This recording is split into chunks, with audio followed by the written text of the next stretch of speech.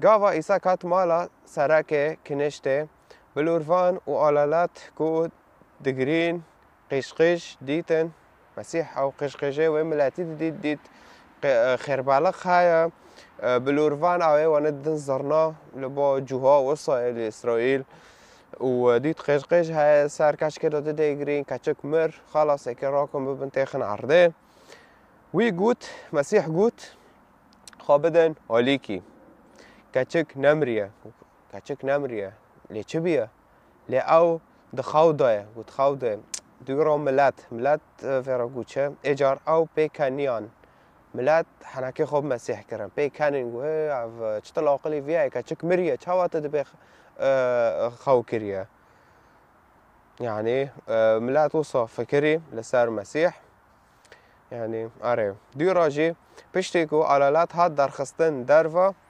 او کت هندر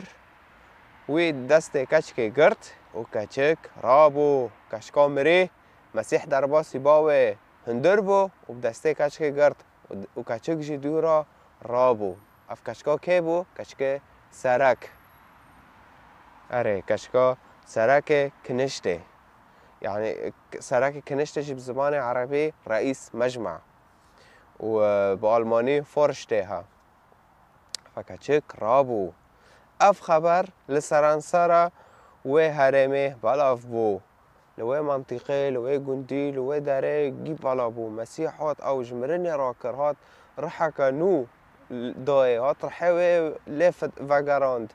يعني افتشتكي قالك مازنه والفرع عم ندبينن انه مسيحات وبان خدای کرد و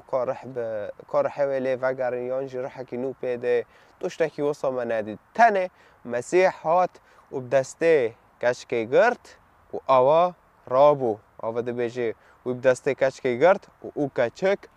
رابو و دوی را چه بو؟ اف خبر لسرانسر و هرمه بلاف بو اف بو فایرو باوریه تب مسیح تا خلاص دکه اگر تو نخواشه ور با مسیح اگر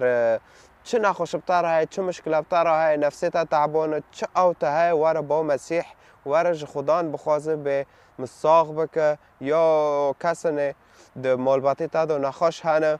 ورج خدان بخوازه به از ساقبونش تا دخوازم برای خارا باوه خارا خوشکا خارا جیا خارا ورش خدان صاحبینه بخوازه به از صاحبینه جی به ناو يسوع المسيح اشتاد خازم ور بناوه يسوع المسيح جي خدان بخوازه تو وصل ناكد تمي بان خوده که خوده تبرسفه لتا و ناگر